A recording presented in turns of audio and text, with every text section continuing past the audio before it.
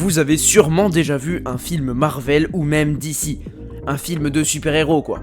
Dans ces films on retrouve toujours le classique super-héros qui combat le super-vilain.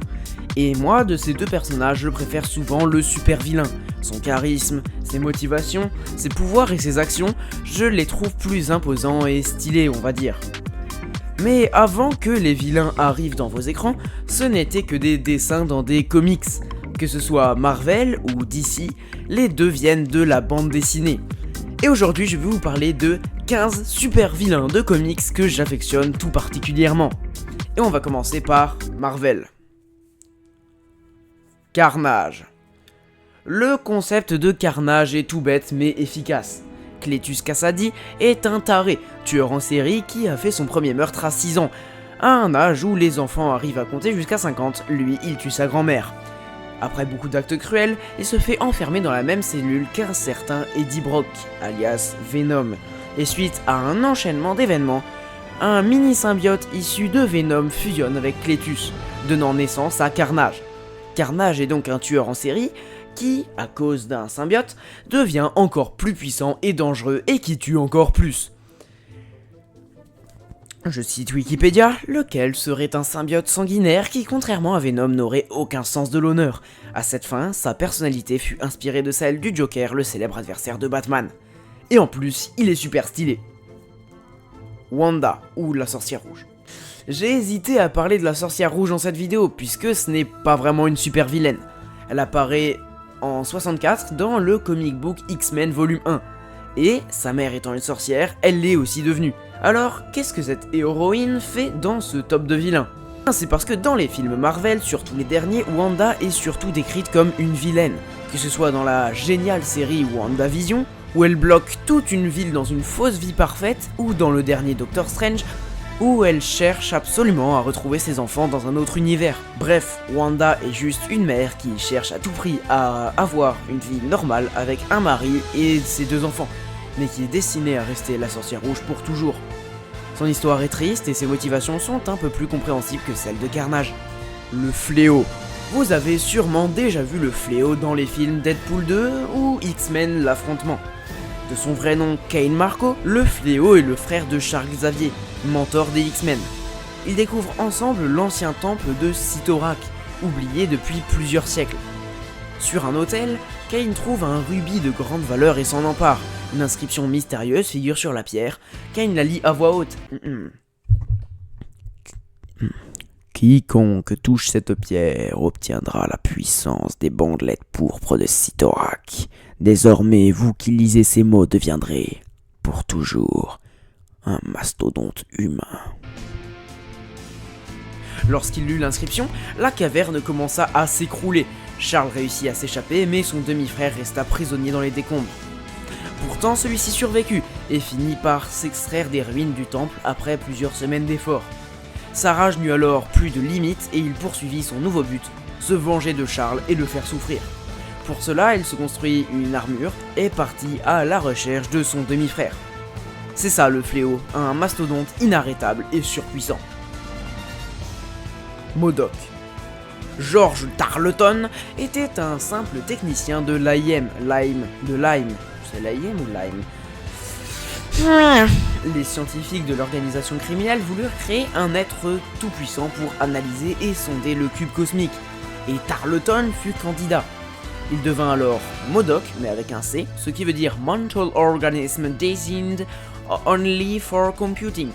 Le cobaye, à l'intelligence surdéveloppée, fit preuve d'une tout aussi grande ambition. Il manipula ses équipiers et changea son nom de code en MODOK avec un K. Mental Organism Designed Only for Killing. Ce qui est marrant parce que ça a la même sonorité et pourtant, ça ne veut pas dire la même chose. Car il aimait tuer.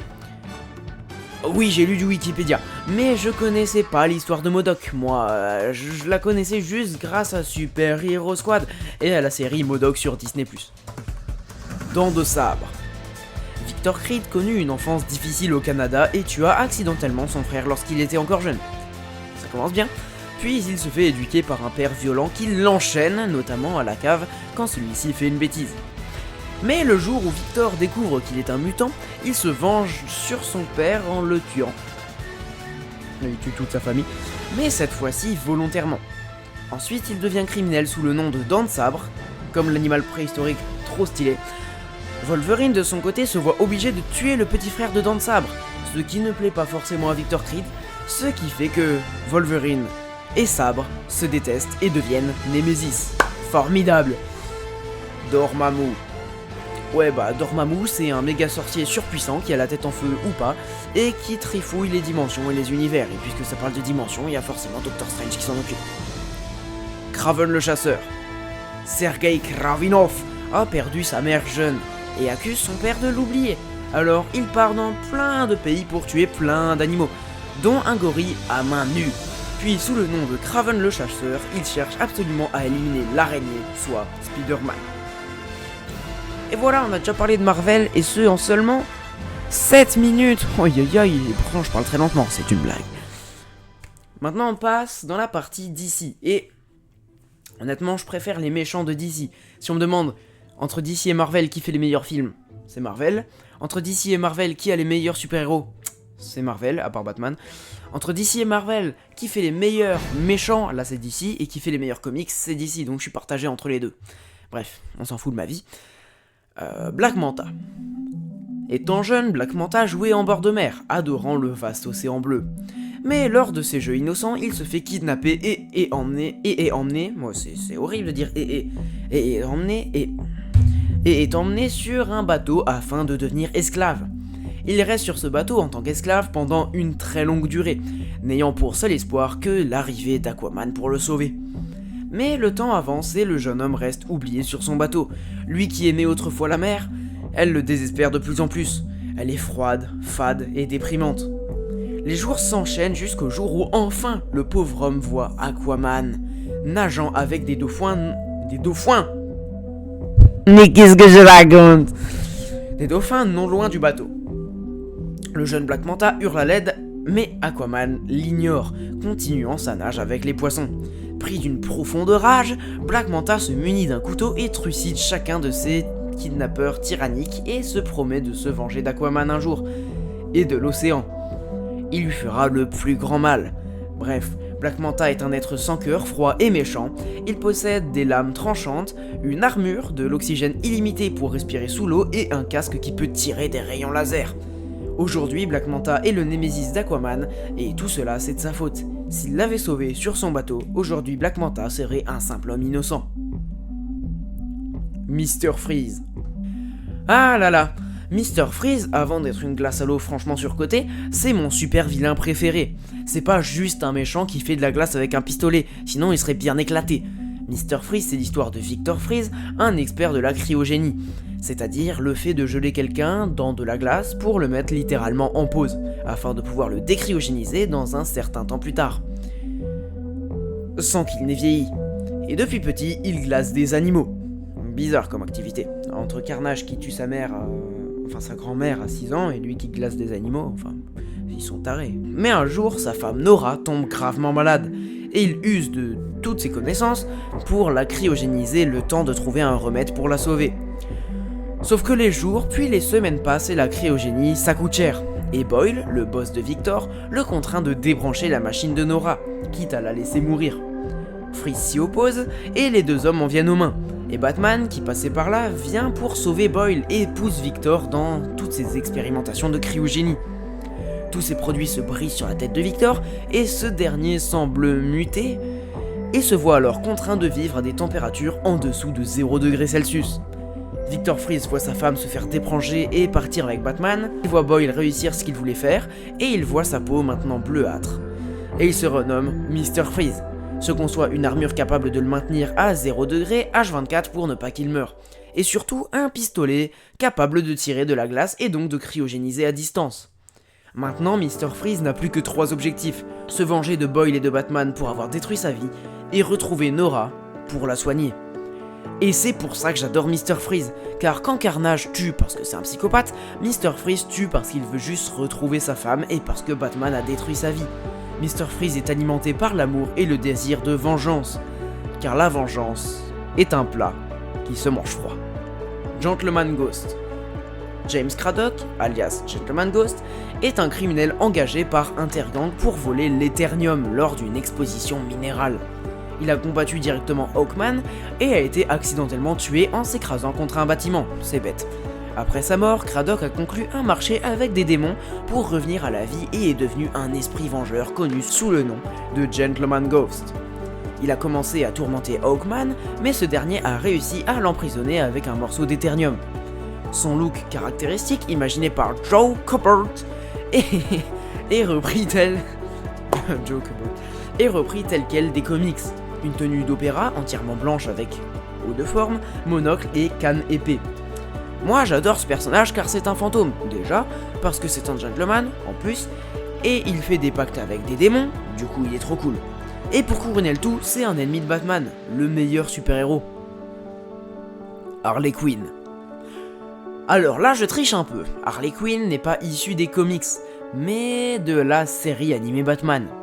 Mais j'aime bien son histoire, alors je vais vite fait vous en parler. Harleen Quinzel était psychiatre à l'asile d'Arkham, et elle aidait notamment le Joker à devenir moins fou, je suppose. Mais de jour en jour, la folie du Joker commence à dépeindre sur elle, et elle commence même à s'attacher à lui. Je crois que ça s'appelle le syndrome de Stockholm. Et à un moment, elle craque totalement et aide le Joker à s'échapper avec elle. Elle devient sa femme, même si le Joker semble se servir simplement d'elle, contrairement à elle qui l'aime vraiment. Elle va notamment se lier d'amitié avec d'autres super-vilaines telles que Poison Ivy et Catwoman, je crois. Bref, Harley Quinn est un personnage vraiment intéressant. Le ventriloque. Lors de son enfance, Arnold Wesker avait débloqué des personnalités multiples pour refouler ses sentiments. Ses émotions refoulées finirent par exploser dans un bar et Wesker tua un homme. À la suite de son crime, Arnold Wesker fut envoyé au pénitencier de Blackgate. Là-bas, Wesker fit la rencontre de Donegan, un détenu qui avait fabriqué un pantin en bois pour passer le temps. Il avait nommé ce dernier Woody parce qu'il avait un serpent dans sa botte et faisait des spectacles pour divertir les détenus. À force d'avoir joué avec son Woody, Donegan a fini par devenir fou et a développé une deuxième personnalité, et fut particulièrement violent avec Wesker qui, fasciné par la marionnette, lui demande de lui prêter quelques instants. Une nuit, alors que Wesker voulut se suicider, une de ses personnalités donna une voix à la marionnette.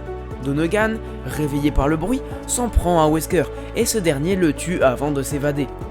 La marionnette reçut une entaille sur le visage à la suite de la bagarre et décide de se renommer Scarface. À partir de ce moment, le ventriloque et Scarface formèrent un duo criminel impitoyable dans Gotham City. Parfois, le ventriloque utilise un pantin de remplacement comme Quackmaster lors du prélude de la saga No Man's Land. Lorsque le ventriloque s'est séparé de Scarface, celui-ci doit trouver un objet de remplacement pour répondre à ses besoins meurtriers. C'est ainsi qu'est née la chaussette Soko. Pourquoi j'aime ce perso ? Bah, c'est un meurtrier fou dangereux qui cache toutes ses envies de meurtre et sa folie dans sa marionnette. Lui, c'est une victime de son pantin, il se fait passer pour la victime de sa folie meurtrière, c'est passionnant. Gueule d'argile. Basil Karlo était un acteur célèbre pour ses rôles dans les films d'horreur. Sa carrière a pris un tournant dramatique lorsqu'il a appris qu'un de ses films classiques, Dread Castle, allait être refait sans lui. Foudrage et incapable d'accepter cette décision, Karlo a adopté l'identité du tueur qu'il avait incarné à l'écran et a commencé une série de meurtres ciblant les acteurs et l'équipe du remake. Il a été arrêté par Batman et Robin, mais cette capture n'a fait que commencer sa longue histoire dans le crime. Clay Singh, quant à lui, est un ajout plus récent et éphémère à l'héritage du Gueule d'argile. Il est né de l'union accidentelle entre Peter Molly, je sais pas comment ça se dit, un scientifique du département des extranormaux l'opération, du Deotoons, et un échantillon de peau de Cassius Payne, le fils de Preston Payne et Sondra Fuller. C'est fou tous ces noms là que j'arrive pas à lire. L'échantillon s'est attaché à Molly, le transformant en une nouvelle incarnation de Gueule d'argile. Molly, sous la forme de Clay Singh, possédait des pouvoirs de métamorphose qui lui permettaient de fondre des objets simplement en les regardant, c'est pas mal. Cependant, après une confrontation avec Batman, Clay Singh a été détruit. Ses restes sont conservés au siège du Deotoons, témoignant de la nature volatile et souvent tragique des individus qui ont porté le nom Gueule d'argile. Bon, là j'en ai brièvement parlé, mais il existe tellement de gueules d'argile qu'on s'y perd, entre les enfants des anciens Clayface, les échantillons de sang des autres, Man-Bat. Kirk Langstrom est tombé dans une grotte quand il était petit. Il est resté dans cette grotte sombre pendant plusieurs jours, restant avec des chauves-souris comme seule compagnie. Au final, il est heureusement retrouvé, mais les chauves-souris lui manquent étrangement. Et il développe une passion pour ces animaux, et donc aussi pour le super-héros Batman, parce que Batman c'est l'homme chauve-souris. Si vous n'aviez toujours pas tilté dans votre gros crâne de quelques années plus tard, Kirk se rend compte qu'il devient de plus en plus sourd, et que l'inévitable surdité arrivera sans nul doute. C'est alors qu'il décide d'utiliser les chauves-souris pour sauver son audition, parce que c'est un scientifique. Et il crée un sirop de chauve-souris qu'il boit directement. Mais la potion a un effet direct sur Kirk, qui se transforme alors en homme chauve-souris et décide d'aller aider Batman grâce à sa nouvelle force animale. Sauf que Batman, en voyant Kirk en monstre chauve-souris, le félicite pour son déguisement. Vexé, Kirk s'enfuit dans la Batcave parce que pourquoi pas. Batman poursuit le monstre et les deux se confrontent alors, car de plus en plus la chauve-souris remporte sur l'humain de Kirk et il devient de plus en plus agressif avec Batman. Bref, vous l'avez compris, Man-Bat est en quelque sorte le contraire de Batman, car quand Batman est bien plus man que bat, Man-Bat est plus chauve-souris qu'humain. C'est pour ça Man-Bat, Batman, c'est l'inverse. Si vous n'avez pas compris. Killer Croc. Ouais bah, Killer Croc c'est un humain qui a des écailles, du coup il devient monstre de foire, puis il devient méchant et se renomme Killer Croc car il tuait des crocodiles avant. Et ensuite d'ici l'ont transformé en un monstre croco géant, même si ça n'a aucun sens. Abonnez-vous, salut Batman Batman